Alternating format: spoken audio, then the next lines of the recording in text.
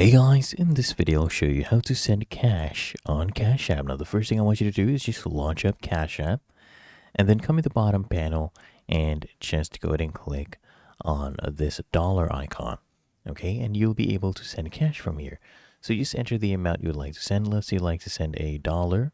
Okay, now all you need to do is come here and tap on pay, and you can type in the person's name if they're in your contact, their phone or email, even the cash tag. Okay, or you can just choose from any of these suggested ones.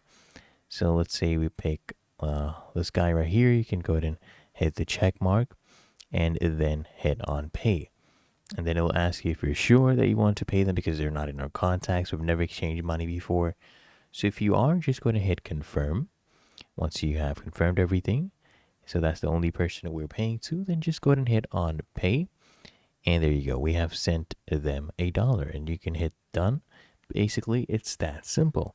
So that is how you can go ahead and send money or cash on Cash App.